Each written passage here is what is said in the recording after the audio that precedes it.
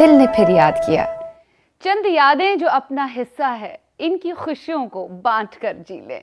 Cinema के शायकीन और मौसीकी के शेदाइयों को शीबा का प्यार भरा आदाब, नमस्कार, सत श्री अकाल, प्रणाम। दिल ने फिर याद किया में आप सभी का तहे दिल से इस्तकबाल है। और आज जो शख्सियत हमारे इस प्रोग्राम में शामिल है, हमारे साथ महवी गुफ्तगू रहेंगे, वो है वो जाना माना नाम हिंदुस्तानी सिनेमा का, हिंदुस्तानी म्यूजिक इंडस्ट्री का, जिन्होंने काफ़ी दहाइयों तक राज किया। एक ऐसी म्यूजिकल जोड़ी जिनके गाने दिल को छू कर गुजर जाते हैं, मानो कानों में रस घोलने का काम करते हैं। बहुत ही यादगार नगमे इन्होंने हमें दिए हैं। इनकी तारीफ में जितना भी कहा जाए कम है, क्योंकि जब जब इनके गाने बजते हैं हमें दूसरे आलम में लेके जाते हैं। इनका योगदान हिंदुस्तानी सिनेमा में इतना ज़्यादा और वसी रहा है कि उसके बारे में जितनी भी बातें की जाए कम। आज के हमारे मेहमान से जो अपनी बीती यादों में हमें लेकर जाएंगे और कई सारी बातों के ऊपर से पर्दा उठाएंगे, ये है नन ददन कल्याणजी आनंदजी की जोड़ी में आनंदजी साहब। बहुत बहुत खैर मकदम है आपका हमारे शिवा जी, वाह, बहुत अच्छा बोलती हैं। बहुत बहुत शुक्रिया, हमारी खुशनसीबी कि आप हमारे स्टूडियो में शिरकत फरमा है और हमारे साथ अपने बीती यादें जो है वो शेयर करेंगे। जैसे कि आनंद जी की बात आती है तो हाँ, कल्याण जी की बात तो आ ही जाएगी। कल्याण जी, आनंद जी, दोनों भाई, दोनों ने बचपन एक साथ गुजारा, एक साथ देखा, एक साथ पले बढ़े। दिमागी तौर से कौन ज़्यादा शरारती था, कौन ज़्यादा अक्लमंद था, कौन ज़्यादा वसी था इस बारे में भी हम बात करेंगे। लेकिन आपकी जोड़ी बनने से पहले अगर हम आपके बचपन में झांकने की कोशिश करें तो रुझान संगीत की तरफ, मौसीकी की तरफ आपका पहले से गया या फिर हम कल्याण जी को इसमें डालने की कोशिश करेंगे? सबसे पहले ध्यान इन चीज़ों की तरफ किसका गया, जबकि सुनने में ये आया है आपको ज़्यादातर एक्टिंग का शौक था? कितना सही है पता है? जानना चाहेंगे। असल में ये है कि जहाँ हम रहते थे गिरगांव में, हाँ। बचपन से पैदा हुए, डिलीवरी कच्छ में होती थी और बाकी रहते थे यहीं, परवरिश यहीं होती थी, तो वहाँ एटमॉस्फेयर बहुत था फिल्मी। उन दिनों में वी शांताराम जी वहाँ, शांता अपटे वहाँ पे, बाकी और सब वहाँ पे उस एरिया में रहते थे लोग। तो माहौल तो था हर वक्त कुछ ना कुछ। फिर वो मेले होते थे, कुछ होते थे, तो थोड़ा सा एटमॉस्फेयर लगता था कि भाई अपने को भी कुछ करना चाहिए इसमें। हाँ। दिल में होता था। हाँ। कमिंग फ्रॉम बिजनेस कम्युनिटी लोग हैं हम लोग जी, कारोबारी खानदान से ताल्लुक, अनाज का व्यापार, ये सब, और कंजर्वेटिव फ्रॉम गुजराती। मगर वहाँ रहने से क्या बहुत सारी लैंग्वेजेस सीख गए। मराठी बोलना, हिंदी बोलना, उर्दू बोलना, पंजाबी बोलना, एक छूट मिल गई वहाँ पे रह के। तो उसका फ़ायदा हुआ क्या, जब जब इस लाइन में आए उसके बाद जब कुछ काम करने लगे, पहले तो मालूम नहीं था काम क्या करने वाले, कुछ कर रहे हैं। तो शुरुआत हमारी हुई 1944 में। स्कूल में से मुझे, हम लोगों को एक गाना था बच्चों का, तो उन दिनों में तो लाइव रिकॉर्डिंग होती थी सब, तो हमको बुलाया गया, तो हम गए स्टूडियो में। पहली बार स्टूडियो देखा, नई नई बातें देख रहे, कुछ लगे, लेकिन अच्छा लग रहा था। तो वो करते वक्त शूटिंग भी करनी भी पड़ती है क्योंकि लाइव रिकॉर्डिंग है। तो वहाँ से मेकअप जो है, उन दिनों में डार्क मेकअप बहुत हैवी करते थे, तो लगा के शर्ट में, वही शर्ट स्कूल में पहन के जाता था मैं। तो कोई नोटिस नहीं करते, मैं बोलते यहाँ कोई दाग है क्या? तो बोले हाँ। तो बोले उन्होंने शूटिंग, मतलब शूटिंग, हाँ पिक्चर में काम करता हूँ ना। तो हीरो वहाँ से कुछ नहीं है, उसमें से हीरो बनने की कोशिश, हीरो बनने का ख्वाब ज़हन में उमड़ा था। तो उसमें टीचर को भी पता लिया कि भाई वहाँ शूटिंग में होता है, तो वो बोले हमारे चांस लगा दो। हाँ। बोले देखेंगे कुछ करते हैं आपके लिए भी। तो ऐसे शुरू हुआ था। हाँ। उसके बाद ये चल रहा था। अभी भाई साहब तो पढ़ रहे थे स्कूल में, उनका अभी इसमें नंबर नहीं आया था कुछ। अच्छा, तो हम ये कह सकते हैं कल्याण जी का ध्यान ज्यादातर स्टडीज में था, पढ़ाई में था? नहीं, पढ़ाई में तो जहाँ थे वो अलग फील्ड था उनका। म्यूजिक वहाँ पे भी करते थे, वो बैंड बजाते थे, ये करते थे, क्लारनेट बजाना, और मेरे को म्यूजिकल थे वो ज़्यादा। हमने ये तिकड़ शुरू कर दिया कि एक्टिंग करना, गाना गाना, ये करना, वो करना। तो वहाँ जाने के बाद ये हुआ कि सोचा कि भाई अब हीरो बनेंगे यार। अभी तो 11 की उम्र है, 15, 16, 17 साल में बन जाएंगे कुछ। तो थोड़ी वर्जिश भी करना शुरू कर दिया, कुछ ये किया, लेकिन हाइट नहीं बढ़ी। अटक गया मामला वहाँ पे। रोज आके आईने में देखें, ज़रा कूद के देखें कि कुछ नहीं बढ़ नहीं रहा। तो जाना तो था स्टूडियो में, तो वहाँ पे फिर जाके बैठे तो कुछ एडिटिंग में क्या हो रहा है, कैमरा में क्या काम हो रहा है, फैला नहीं है। तो बोले बचपन बच्चे थे ना, तो बोलते थे ऐसा क्यों करते हो आप लोग, वो स्टेडी शॉट्स होते थे। मैं वन की चिड़िया वन में वन वन घूमूं, कैमरा स्टेडी रखा हुआ है, वो कैरेक्टर निकल जाए दूसरा आ जाती, मैं वन के पंछी वन में वन। तो मैं बोलता था ऐसा क्यों करते, थोड़ा सा अलग अलग करो ना कुछ। तो डायरेक्टर बोलते चुप बैठो, कुछ मालूम नहीं कुछ, यहाँ पे ऑटो फोकस नहीं होता, इसमें ये नहीं है, एक तो स्टॉक नहीं मिल रहा। उन दोनों स्टॉक की मुसीबत बहुत थी। अच्छा। वॉर का टाइम चल रहा था ना, तो स्टॉक की मुसीबत थी। तो कैमरामैन कभी कभी बोले क्या बोलते तुम, मैं बोला मैं ट्रॉली चलाऊँगा, रेकड़ी में अपन कैमरा रखेंगे और फिर चलाएंगे ऐसे, और तुम कर। तो बोले तुमको बेटा मालूम नहीं इसमें फोकस भी करना पड़ता है। तो बोले वो इतना नहीं कर सकते। तो बोले हाँ ठीक है मैं देख के करूँगा। तो वो ट्राई करते रहते थे हम लोग कुछ ना कुछ। तो एक हौसला बढ़ा कि हाँ भैया अपन जो बोल रहे सजेशन वो भी काम आ रहे हैं कुछ। अच्छा, मतलब जो आप इंस्ट्रक्शंस दे रहे हैं वो काम में आ रहा है, मतलब आपकी बात रखी जा रही है। ओके, तो हौसला बढ़ गया अंदर ही। फिर तो कुछ ना कुछ करते रहते थे कि ये है उसका ये है इसका ये है ऐसे। तो स्कूल भी पढ़ाई भी होती थी छुट्टियों के दिनों में, ये काम चलता था। यूँ करते करते फिर जब ये होने लगा तो भाई साहब भी आ गए स्कूल ख़त्म करके। तो मैं बोले तुमको तो हीरो बना सकता हूँ, लंबे हो, तुम्हारी अपनी पहचान है, ये सब कुछ कर देंगे। बोले नहीं ये कुछ नहीं, एक तो मेरे को ज़बान ज़्यादा मुझे हिंदी का ये नहीं, ये लहजा नहीं मुझे, तो मैं अपना म्यूज़िक में अच्छा हूँ। तो उनको फिर म्यूज़िक में वायलिन बजाते थे, बहुत सारे इंस्ट्रूमेंट बजाते थे, क्लारनेट बजाते थे, ये करते थे। नागिन बीन उन्होंने, नागिन की बीन तो बाद में आई। अब उसका किस्सा ऐसा हुआ कि मैं मैट्रिक के एग्ज़ाम देने गया, ऐसे ही था, कुछ पढ़ाई में था नहीं, लेकिन इंग्लिश के पेपर में मैंने लिख दिया कि अंग्रेज़ी हमारी, हिंदी हमारी मातृभाषा है, हमें अंग्रेज़ी सीखने की कोई ज़रूरत नहीं, धन्यवाद।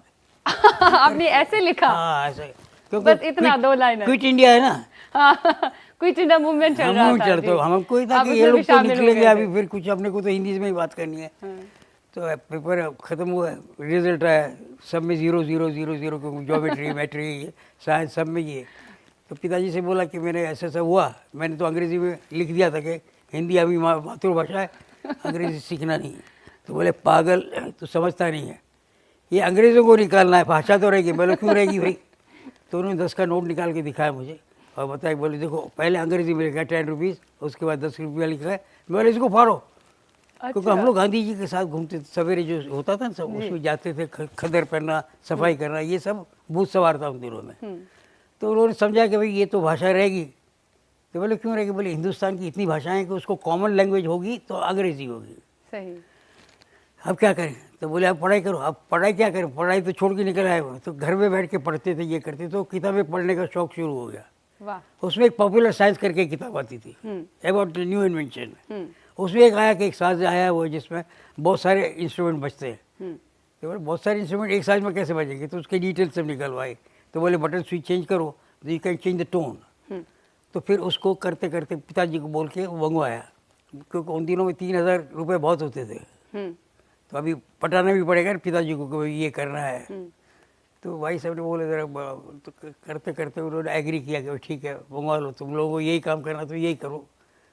तो वो फिर इंस्ट्रूमेंट बजने लगा। तो उसमें से नागिन की बीन जब आई, उससे पहले नागल चौथी, नागल पंचमी एक पिक्चर आई थी, आपको तो याद नहीं होगा। और नाग कहीं जा बसियो रे मेरे पिया कौन डसियो रे, उस पिक्चर में ये बीन बजी। क्योंकि बीन में क्या होता है, नहीं तो 4 नोट होते, ना ना ना इतना ही होता है। अब उसमें तो सांप ऊपर जा रहा है, वो भी सब दिखाना है, ये कुछ करना है। तो चाहिए था कि कोई ऐसा इंस्ट्रूमेंट मिल जाए कि जिसमें एक्सटेंशन हो सके नोट का। तो इससे पिक्चर बनी नागल चौथी, वो भी इसी पे हिट चली। ये देख के ये अपने फिल्मिस्तान वाले बोले ये पिक्चर चलती क्यों है? बोले एक सांप की गाना है, वो देखे। तो उन्होंने बोला ये काम करो, सीधे पूरी पिक्चर नाग पे बना डालो, जिसका नाम था नागिन जी। वो नागिन मानी हेमंत जी का म्यूजिक था। भाई साहब गए बजाने के लिए वहाँ पे, तो हम लोग पुंगी बोलते थे, इस इंस्ट्रूमेंट को पुंगी बोलते थे। ये लोग बीन बोलते थे। तो बोले वो बीन आपने बजाया? बोले बीन तो नहीं बजाया मैंने, हमने तो पुंगी बजाई। बोले हाँ वही जिसको ये बोलते हो, वो उसमें बजी नागिन में। अब वो पिक्चर जो लगी तो 3-4 वीक तो नरम चली थी, वो ज़्यादा कुछ समझ में नहीं आया लोगों को। बाद में म्यूजिक जो चला उसका, वो सुपरहिट हो गया। उसके बाद एक नया आयाम आया। हेमंत दा के, मैं बोलता हूँ कि उन दिनों में ये चल रहा था, अमीन जी का प्रोग्राम चल रहा था। 7-7 गाने नागिन के पिक्चर के होते थे बिना का में। 12-16 गाने में से 7 गाने वही चलते थे और बरसों महीनों तक। राइट। तो ऐसा होता है। तो ऐसे शुरुआत हो गई आपकी, लेकिन आप पहले अपने भाई साहब को असिस्ट किया करते थे। हाँ नेचुरली वो तो कई सारी। लेकिन यहाँ बात आएगी सट्टा बाजार की, जो बहुत ही बड़ी हिट रही थी। नहीं, इससे पहले जो ओपनिंग जो हुई, वो सुभाष देसाई की, उनके पिक्चर में काम करते थे, तो वो उन्होंने बोला कि ये बजाते थे बैकग्राउंड में, बोले तुमको म्यूज़िक देना मेरी पिक्चर का। तो वो बोले मैंने तो कभी दिया नहीं। बोले नहीं तुम कर सकते हो, देखते हैं तुम्हारी बातों से कहीं तुम ये कर सकते हो। मेरे को आके बोले कि ऐसा ऐसा ये बोल रहे हैं, क्या करना है? बोला मैथोलॉजी पिक्चर में क्या करेंगे, अभी कभी कंपोज किया ही नहीं। लेकिन होता नादानी होती, कभी कभी हो जाएगा, सब कुछ हो जाएगा। तो उनको बोला कि भाई मैथोलॉजी सोशल कभी करेंगे तो करेंगे। तो बोले नहीं मैं 6 पिक्चरें देता हूँ। 6 पिक्चर में एक राज कपूर होंगे, एक में दिलीप कुमार होंगे, एक में ये होगा। तो अभी बहुत पीछे पड़ गए। तो पिताजी से बात की हमने कि भाई एक प्रोड्यूसर पीछे लग गया है और म्यूज़िक देने को चाहता है। अभी उनको भी मालूम है म्यूज़िक देना ने क्या है। बोले देखो एक बात होती है कि सामने से कोई काम आया उसको करो।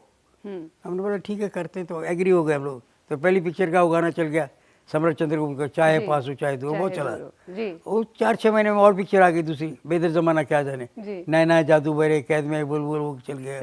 फिर पोस्ट बॉक्स 999 उसमें गिरी रे नींद मुझको आए, इस तरह से गाने चले। 5-6 पिक्चरों के बाद ये हो गया कि काम तो बढ़ गया, अभी काम करना पड़ेगा। तो फिर आपका कोलैबोरेशन हुआ जोड़ी के रूप में। सट्टा बाजार जो है वो आपकी नहीं, पहली पिक्चर थी छलिया, रिलीज हुई पहले ये रिलीज हुई। हाँ, क्यों क्या कि वो जो प्रोड्यूसर थे मनमोहन देसाई के फादर ब्रदर सुभाष देसाई, वो कुछ नया नया करना चाहते थे। तो उनको अपने भाई को काम देना था मनमोहन को कि मैं राज कपूर को लेता हूँ और मेरे भाई डायरेक्शन करेगा। तो राज कपूर के साथ होता मुकेश जी, अब मुकेश जी, राज कपूर एंड शंकर जैक्सन। तो बोले अपना तो अलग है, तो दोनों को नाम डाल देते हैं, दोनों काम करते साथ में। तो हमने बोला ऑलरेडी एस्टेब्लिश, अभी क्यों करते हो? बोले वो मुझे मालूम क्या करना चाहिए। तो उन्होंने एस्टेब्लिश करके Kalyanji Anandji with Manmohan Desai like Shankar Jackson, ये इन्होंने वो पैटर्न पकड़ के हिंदू मुस्लिम सिख ईसाई सबको मेरा सलाम। तो वो शुरू हुआ था फिर छलिया से। हम ये कह सकते हैं, लेकिन रिलीज हुई पहले सट्टा बाजार। तो हम ये कह सकते हैं पहली रिलीज आपकी जोड़ी के रूप में जो आई, मदारी आई थी, म्यूजिकल जोड़ी मदारी फर्स्ट, क्योंकि जल्दी पिक्चर हो जाती थी। दिल लुटने वाले जादूगर, अब मैंने पहचाना है। आपकी स्माइल अच्छी लगती है मुझे। बहुत बहुत शुक्रिया। अच्छा, छल्ले की अगर हम बात करें, छल्ले में राज कपूर साहब थे और राज कपूर साहब पर फिल्माए गाने सभी के सभी सुपर डुपर हिट थे। कमर जलालाबादी साहब के लिरिक्स थे और ये भी मैंने सुना है कि कई सारे लिरिसिस्ट को, नगमे निगारों को आपने मुतारिफ किया हिंदुस्तानी सिनेमा में। ना सिर्फ नगमे निगार बल्कि कई सारे जो आगे के दौर में कई सारे सिंगर्स आए उनको मुतारिफ किया, डायरेक्टर्स को आपने मुतारिफ किया। कमर जलालाबादी साहब की बात आ गई, उन्हें भी आपने हिंदुस्तानी सिनेमा में मुतारिफ कराया। थे ऑलरेडी, लेकिन थोड़े सुस्त थे, उनको जगाया। थे मतलब उनको जगाया उनको थोड़ा पॉपुलर बनाया आपके तर्जों ने। तो अगर हम बात करें राज कपूर साहब की, राज कपूर साहब के साथ जब आप उनकी फिल्में किया करते थे तो माहौल कैसा रहता था राज कपूर साहब का? क्योंकि खुद भी पैशनेट थे वो संगीत को लेकर, मौसीकी को लेकर, हर रिकॉर्डिंग में वो शामिल होते थे, जरूर होते थे। उनका भी बड़ा अच्छा राब्ता रहा मौसीकी के साथ। तो उनके साथ इक्वेशन क्या रहती थी जब उनकी किसी भी फिल्म में आप संगीत तरतीब देते थे? क्या कुछ उनकी खुद के कुछ इनपुट्स उनके खुद के रहते थे? सबके रहेंगे, लेकिन बेसिक क्या होता है कि एक पॉलिसी होती है। हाँ, हम व्यापारी लोग हैं, व्यापारी कम्युनिटी से आए हुए हैं, तो होता है कि कस्टमर इज ऑलवेज राइट। क्या होता है? हाँ, सामने वाला जो पैसे दे रहा है वो हर वक्त सही है, तो कहीं वो गलत अपन समझ नहीं सकते ऐसी बातें भी हो। तो ऐसा नहीं कि तुमको क्या मालूम है म्यूजिक है, ये आपको क्या मालूम है, ऐसे नहीं बोलते भाई ये क्या चाहते हैं, इसको समझने की कोशिश करते। तो कभी हम लोगों का किसी के साथ झगड़ा नहीं हुआ। कभी कुछ होता है, कभी राइटिंग में होता है, कभी कभी समझ में नहीं आता। उर्दू जबान होती है, प्रोफेसर गुजराती होता है, समझ में नहीं आती बातें, तो उनको समझाने के लिए कोशिश करते हैं कि भाई ये ऐसा है, ये वैसा है। तो इस तरह से राज साहब जब आए तो राज कपूर की पिक्चरें तो आ चुकी थी पहले। तो शुरू में जब हमने पिक्चर की तो लोगों ने एलिगेशन किया बिल्कुल राज कपूर का म्यूजिक लगता है शंकर जैक्सन का। तो हमने बोला ऐसे तो नहीं है भैया, एक छलिया मेरा नाम जो गाना है वो राज साहब का स्टाइल जो ट्रेडमार्क वो दिखाना है, अकॉर्डिंग बजाना, ये करना है। लेकिन मतलब राहों में खड़े दिल थाम के, मेरे टूटे हुए दिल जैसे, कोई आज तो वो न तो शंकर जैक्सन का है, वो एक अलग है। फिर डम डम डिगा राज साहब को हर वक्त बारिश वाला गाना बड़ा मुकेश जी को वैसे स्लो गाने मिलते थे, दिल का हाल सुने वाला जैसा हो, तो भी ऐसा लगता था कि मना डे से गाओ ये फास्ट गाने। तो जब उनको पहली बार ये गवाया डम डम डिगा, बोले ये तो मेरे स्टाइल का गाना नहीं। बोला आपको क्या मालूम, आपका स्टाइल क्या मालूम होता, आप गा जाएंगे। तो इस तरह से नए बेहतरीन नगमे जो आपके हैं वो पिक्चराइज हुए शम्मी कपूर साहब पर, क्योंकि शम्मी कपूर साहब स्टाइल आइकन भी थे और हर एक गाने की कोरियोग्राफी वो खुद ही किया करते थे। इस मामले में तो दमदार थे वो। कितना याद होता था वो ताज्जुब की बात है कि नहीं तो रफ़ी साहब उनके खास थे उनके पिक्चरों में, लेकिन ये ब्लफ मास्टर में 3 सिंगर थे और पिक्चर बन रहे थे, उनके लिए गाने बने थे, तो बोले ये तो मैं सोचा था प्यार हम ना करेंगे, ए दिल हेमंदा का बोलिए, तो वो गाना भी बोले मुझे चाहिए, तो सब कुछ बोले कि भाई बोले मुझे गाना है। फिर गोविंदा आला रे जो था, हाँ गोविंदा आला रे, one of the best songs है वो, तो रिस्की गाना था क्योंकि वो बोले मैं तो ऊपर चढ़ूंगा मटकी लेके, तो सब डाल रहे थे कि भाई ये कहाँ जिद्दी आदमी चढ़ेगा कहीं गिरेगा कुछ होगा, उन्होंने सब कुछ किया पूरा, गोविंदा ने पूरा किया, ऊपर चढ़े नाचे, सब कुछ किया। याद किया में वक्त हो चला है एक छोटे से ब्रेक का, मिलते हैं right after this short break. हमारे साथ महवे गुफ्तगू हैं आज हिंदुस्तानी सिनेमा का जाना माना नाम कल्याणजी आनंदजी जोड़ी के आनंद। ब्रेक के पार आप सभी का तहे दिल से इस्तकबाल है। आइए कुछ और बातें करते हैं आनंद जी के साथ। कभी कभार दोनों भाई कभी जिद पे अड़ गए और आपने लिरिसिस्ट से कहा या नगमा निगार से कहा, शायर से कहा कि भाई नहीं, हमें अपनी तर्जों के हिसाब से गाना चाहिए, हमारी तर्ज के हिसाब से आप गाना लिखेंगे। कभी इस तरह की भी बातें हुई? क्योंकि उस दौर में ऐसा भी होता था, म्यूजिक डायरेक्टर्स की तर्जें दी जाती थी एक नगमा निगार को, तब जाके वो गाना लिखता था। आपके केस में कैसा था? जनरली हम लोगों ने नए बहुत से राइटरों को प्रेजेंट किया, समझे ना, और हम सोचते थे कि इसमें क्या फिल्म का गाना लिखना और ऐसे राइटिंग करना, इसमें फ़र्क क्या है। ऐसे लिखने वाला एब्स्ट्रैक्ट नाउन बहुत लिखेगा, मेरे दिल में गुदगुदी है, मैं ख्वाब खो गया हूँ, मैं ये कर रहा हूँ, जिसको डायरेक्टर पिक्चराइज नहीं कर पाता जी। तो बोलता ये नहीं चाहिए, तेरी निगाहों में ये है, तेरी आंखें तेरी जुल्फें ऐसी हैं, ये जो इसको पिक्चराइज कर सकता है।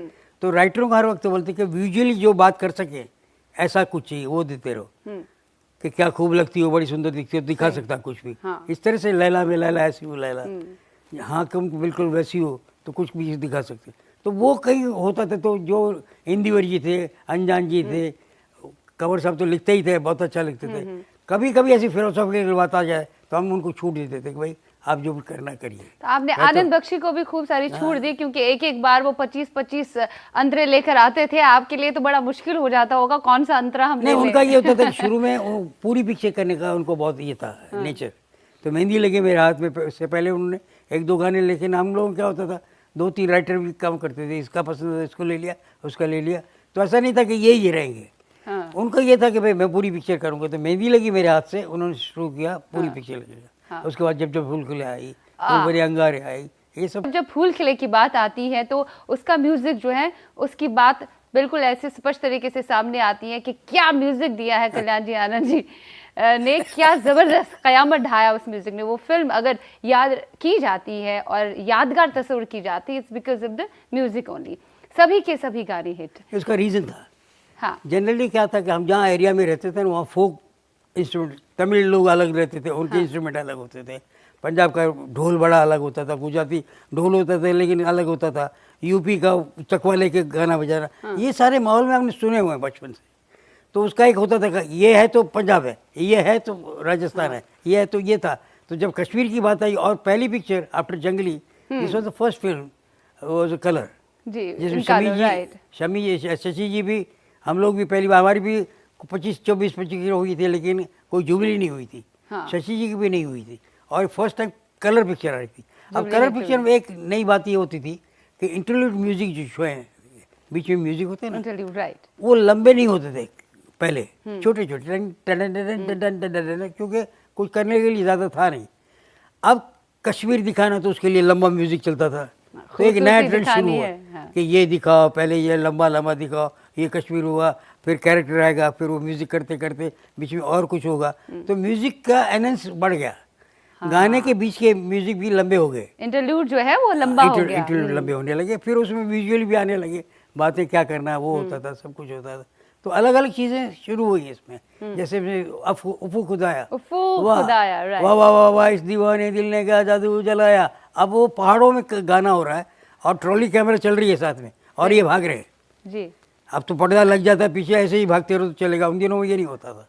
हाँ, उन दिनों में तो लाइव रिकॉर्डिंग करनी पड़ती थी, क्योंकि कैमरा भी ऐसा है कि गाड़ी में बैठो, जर्क नहीं लगे, ये सब कुछ करके वो उसमें करके लाना था। तो ये सब ऑब्स्टेकल जो थे उसमें मज़ा आता था काम करने का। कि भाई इसमें क्या करोगी, इसमें क्या करोगी, इसमें क्या करोगी। फिर वो एको का जो था वैलीज में होता था, मितवा मितवा मितवा, ऐसे वो उसको गैजेट तो थे नहीं, तो उसको करते करते जैसे बोले मितवा मितवा मितवा ऐसे करके और उसमें एक मजा था। कर everywhere you are doing some experiment and trying something good, थोड़ी क्रिएटिविटी होती है। तो वक्त बदलने के साथ साथ आपकी फिल्में भी बदल गई, ठीक है, काफी आगे त्रिदेव भी आपकी आ गई, या सुभाष घई के साथ भी आपने काम किया, लैंग्वेज बदल गई। कि इस हिसाब से जैसे आपने बात छेड़ी, या मैं जरूर आपसे ये पूछना चाहूंगी कि वक्त बदलने के साथ साथ क्या आपको लगता है आपको भी अपने म्यूजिक को उसी हिसाब से बदलना पड़ा, उसी रंग रूप में ढालना पड़ा? कहीं ना कहीं आपने एज ए म्यूजिक डायरेक्टर मौसीकार कंप्रोमाइजेस किए कहीं ना कहीं? सच बताइए। इसको कंप्रोमाइज नहीं बोलते,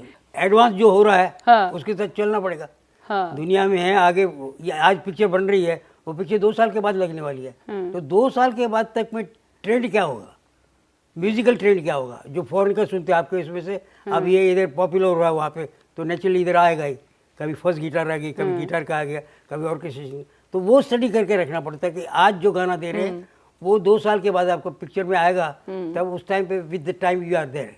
ओके, टाइम के साथ आप बदलते रहे। हाँ, लेकिन कहीं ना कहीं वो जो जब आप बात कर रहे हैं ना, जब फूल खिले की, कि कितना मजा आता था जब हम वो एको इफेक्ट दिया करते थे, खुद ही ट्रॉलीज नहीं हुआ करती थी, वो इक्विपमेंट नहीं था जो बाद में आया, एडवांस हो गई टेक्नोलॉजीज, लेकिन कहीं ना कहीं वो मिसिंग फैक्टर लगता है आपको कि वो रॉ जो था वो उसमें कुछ खासियत थी, कुछ और थी? नहीं, वो तो खाना अलग ही खाना था। अब तो जो रेडी मिलता है ना, आपको पैकेज खोलो, स्टीम में डालो, खा लो, तो वो नहीं होता, तो बनाना पड़ता था, हर चीज को बनाना पड़ता था, तो मजा ही कुछ और था। नहीं, जैसे आपको बताऊं, सफर पिक्चर की, हाँ, आशीष सेन बड़े टेक्निकल आदमी, अब जब उनके साथ बैठो टेक्निकल बातें करो, तो इनको गोल्डी जी को, इनको सबको बड़ा मजा आता था। प्रकाश मेहरा को हम बोलते इसमें क्या करोगे, इसमें क्या करोगे। मेरा काम है म्यूजिक देना, लेकिन हम उनको भी पूछते थे इसमें क्या करोगे तुम, समझे ना? तो बोलते क्या यार तुम म्यूजिक दे, मैं क्या दूँ, जब बताओगे कि सही कि इसमें क्या करना हो तो इस हिसाब से म्यूजिक दूंगा। तो उनको एक होता कि पहले डिजॉल्व होता था, वो क्या होता था कि सुपर इम्पोज करना पड़ता था, एक जगह से दूसरी जगह जाना, तो बीच में बड़ा ब्लर होता था, ओवरलो है ओवरलो। तो मेरे को बोलते इसमें मुझे कट टू कट चाहिए, cut to cut, location change भी हो और कट टू कट चाहिए। बोलो करेंगे, बोले कैसे करोगे, क्योंकि कभी हुआ नहीं था ऐसा जो तुमको हो पसंद, वही बात करेंगे। तुम दिन को पा पा पा पा पा, मालूम है हॉर्न बजता है, तो वो हॉर्न एक जगह गाड़ी में हॉर्न बजा तो एक लोकेशन दिखा, दूसरे साउंड में दूसरी जगह लेगा, तीसरी जगह लेगा। तो ही वॉज वेरी हैप्पी कि भाई कट टू कट भी है और ये भी नहीं रहता कि लोकेशन चेंज हो गया। फिर एक चिड़िया पंछी का दिखाया था, ती ती ती ती ती उड़ते उड़ते एक लोकेशन से दूसरी जगह। तो ये एक्सपेरिमेंट सारे करने का जब अंडरस्टैंडिंग होती थी एक दूसरे। हम कम है, लेकिन कुछ ऐसी चुनिंदा यादें हैं जो हम चाहते हैं आप हमारे साथ बांटें। अब जैसे हमने जिक्र यहाँ किया था कि आपने कई सारे सिंगर्स को मुतारिफ किया, जिसमें नए नए सिंगर्स भी है शामिल होते हैं। उस पर आने से पहले हम यहाँ बात करेंगे आपका कोलैबोरेशन मशहूर और मारूफ सिंगर्स के साथ, चाहे वो मोहम्मद रफ़ी साहब हैं, चाहे किशोर दा है, चाहे लता जी है, चाहे आयशा जी है, मन्ना डे हैं, मुकेश जी हैं, महेंद्र कपूर साहब है, हेमंत दा है। महेंद्र कपूर से जहाँ आपने पेट्रियोटिक गाने गवाए, वही आपने मोहम्मद रफ़ी साहब से बहुत रोमांटिक गाने, दर्द भरे नगमे भी गवाए। अब लता जी की बात आती है, आशा जी की बात है, दोनों को आपने बराबरी का हक दिया, दोनों से बराबर नगमे आपने गवाए। पहले बात करेंगे मोहम्मद रफ़ी साहब की कि उनके साथ भी आपका एसोसिएशन, आपके one of the favourite singers में से शुरुआती दौर में आपके रहे। तो मोहम्मद रफ़ी साहब का भी वो भी बहुत पैशनेट थे, खोकर गाने में खोकर वो गाने को जीते थे, पूरा पिक्चराइज दिमाग में उनका चलता था। जब आपकी रिकॉर्डिंग मोहम्मद रफ़ी साहब के साथ हुआ करती थी, तो कौन सी क्वालिटी, कौन सी खास क्वालिटी उन्हें दूसरे सिंगर से जुदा करती थी? जुदा में ऐसे कि ही वॉज वर्सेटाइल, क्लासिकल भी गा सकते थे, रोमांटिक भी गा सकते थे, और उनकी वॉइस ऐसी थी कि हर हीरो को चल सकती थी। कई बार होता है ना कि एक वॉइस होती है, जैसे मैं गाता था लेकिन मुझे किसी लोगों ने बोला आपने पिक्चर में क्यों नहीं गाया, मैंने मेरी आवाज़ ऐसा लगता है कोई भिखारी गा रहा है, गरीब गा रहा है, तो मैं उसके लिए नहीं गाऊंगा, मैं तो ये मेरा काम करना है, वो करना है। तो वो क्या करते थे कि हम लोग जैसे एक गाने की सिचुएशन आएगी तो हम बोलते कि ये हीरो है, इसकी लैंग्वेज ये है पिक्चर में, पंजाबी लहजा है थोड़ा सा, या गुजराती है कि गढ़वाली है, उस लहजे को समझ के ये गाना बना हुआ है, और इसमें ये आउटडोर का इसलिए थोड़ा लाउड होगा, इंडोर का कोई थोड़ा सॉफ्ट होगा, इस तरह से सब बात हो जाती थी। फिर गाना सुनाते थे उनको, गाना सुनाते वो बोलेंगे थोड़ा सा पंजाबी ज़्यादा बोलते थे वो, हाँ, एवं नहीं चाहिए मैंने की बैकग्राउंड उनका पंजाब नहीं हाँ पंजाबी का, मतलब वैसा वैसा करो, मुझे हाफ टेम्पो में सुनाओ। तो जैसे परदेसियों से ना अखियाँ मिलाना, ये गाना है। तो पहले क्या होता था कि लाइव डायरेक्ट सिंगर रिकॉर्डिंग में नहीं आता था। लता जी हों, रफ़ी जी हो, मुकेश जी हों, कोई भी हो, 2 बार रिहर्सल के लिए तो आते थे। उससे पता लगता था इनका स्केल क्या है गाने का। फिर उसमें कहीं लगता है कि इसमें तलफ़्फ़ुज़ में कहीं गड़बड़ हो रही है तो राइटर समझाएगा इधर ऐसा ये है वो है करके करते थे। तो वो क्या करते थे कि जैसे परदेसियों से ना अखियाँ मिलाना, तो परदेसियों टेम्पो तो यार परदेसियों से ना अखियाँ, ये टेम्पो है।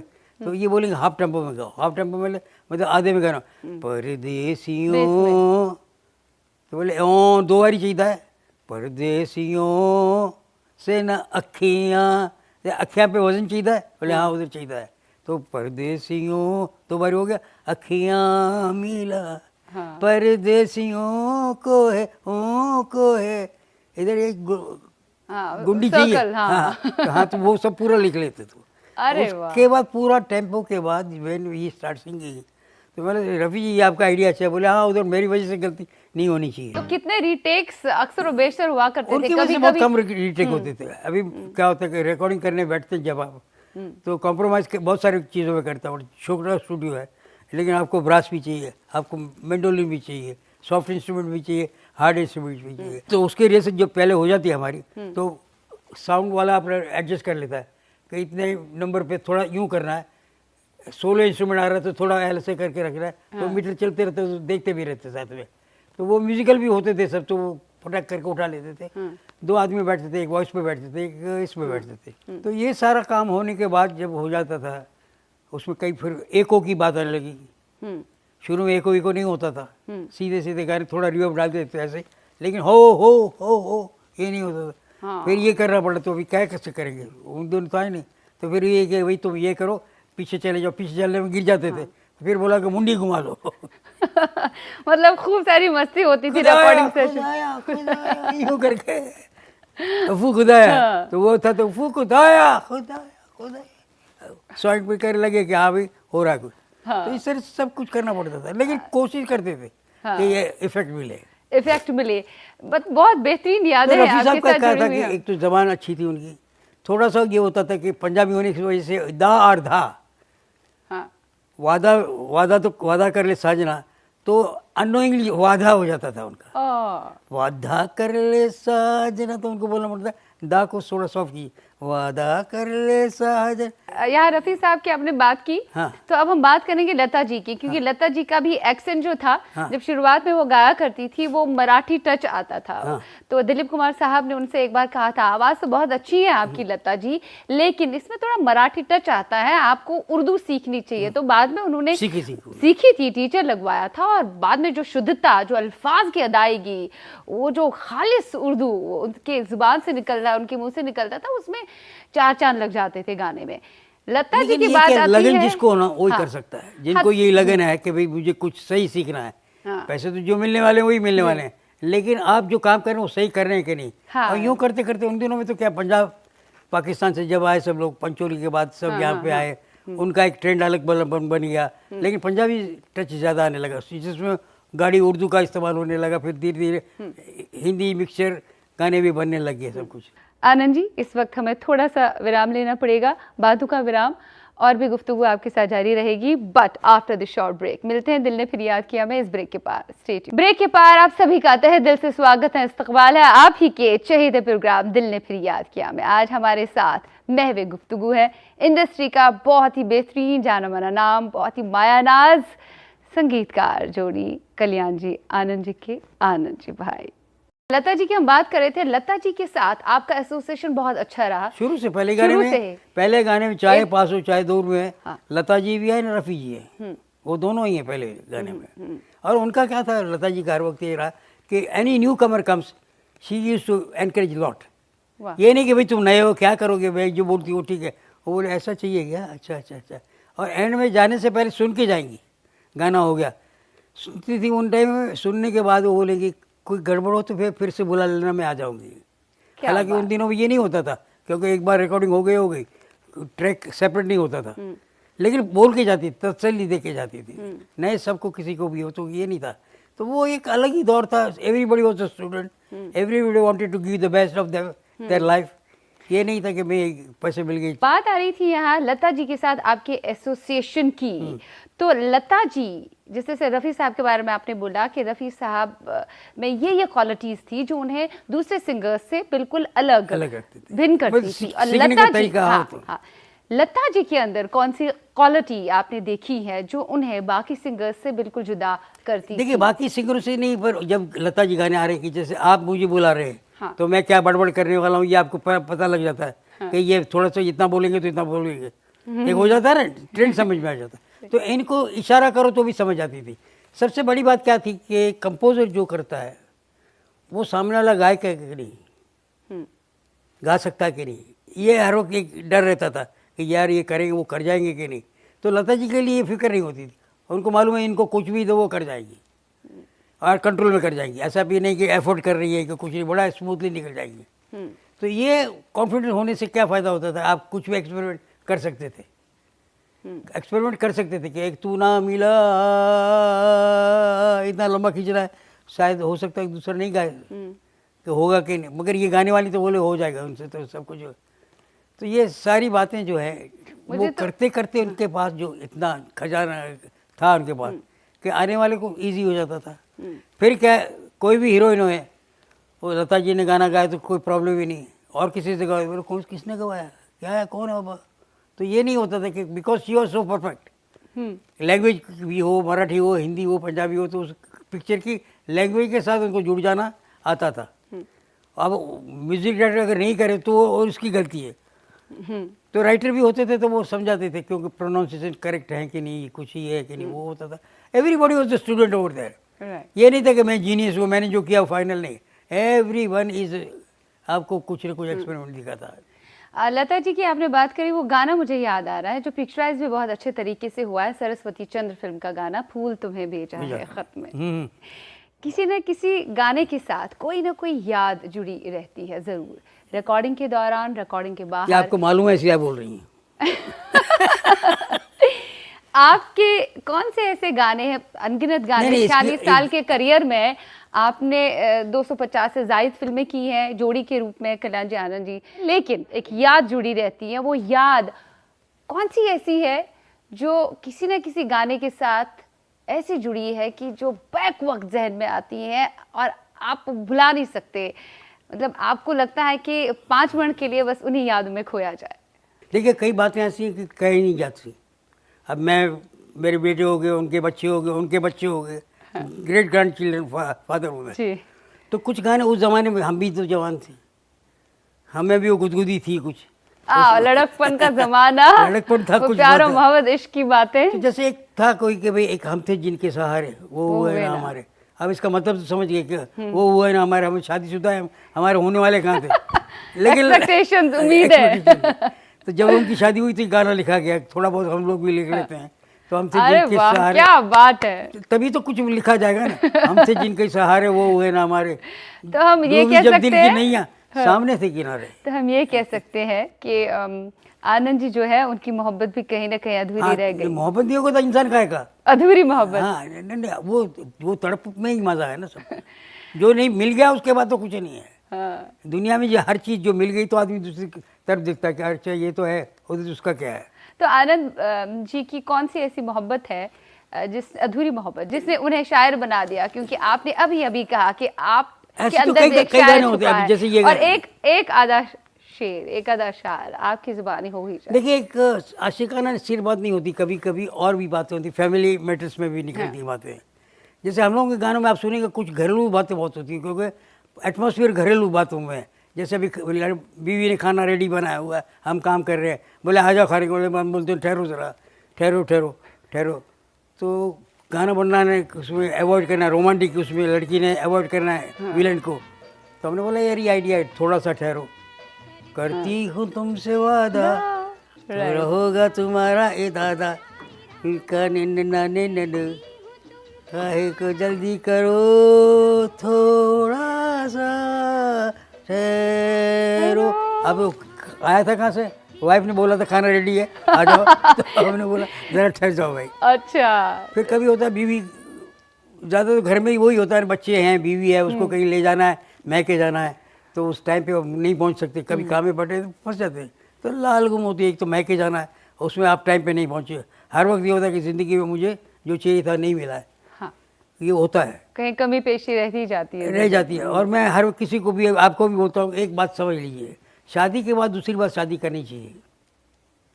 शादी के बाद दूसरी शादी होनी चाहिए, तब जब सुख याद होता है। 2 शादियां करनी चाहिए, मगर उसी से उसी से दोबारा शादी करनी चाहिए। क्योंकि पहली बार आपने शादी की तो आपने सोचा कि ये करेगा, वो करेगा, ये होगा, एक्सपेक्टेशन ज्यादा, उम्मीद जो थी वो होता नहीं। और फिर गुदगुदी शुरू होते। कभी सहेली बोलती बड़े मजे लेते थे, क्या मजे लेंगे क्या, मेरे तो लाइफ में अब और अटक गया वहाँ पे, अटक गया वहाँ पे।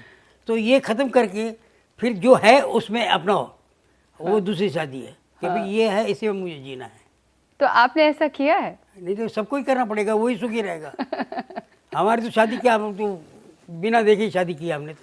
अच्छा। पिताजी ने जैसे बोलेंगे वो करते थे। वो ज़माना भी और था ना। हाँ। उस टाइम ये नहीं था कि ये लिपस्टिक वाली चाहिए मुझे, वो चाहिए, वो सही नहीं। घर का क्या काम करके, जो सरस्वती चंद्र में गाने आते हैं जी, चंदन सा बदन चंचल चितवन, धीरे से तेरा ये मुस्कान। अभी चंदन सा बदन कहना, लकड़ा क्या बनाएगा, किसी लड़की को लकड़ी बनाएंगे आप? सोचो तो चंदन सा बदन में क्या है? हाँ, कुछ भी नहीं, नथिंग, नो जज्बात, कोई जज्बात नहीं। नहीं, स्टिक है, लेकिन जब घिसो तो उसमें खुशबू आती है। तो औरत का ये जो नेचर है कि जितनी भी वो होती है उतनी उसमें खुशबू रहती रही। दैट इज सरस्वती चंद्र। तो बहुत फैन मेल आने लगी थी, आते रहती थी फैन मेल। तो सेक्रेटरी को बोलते थे कुछ खास बात होती थी देना।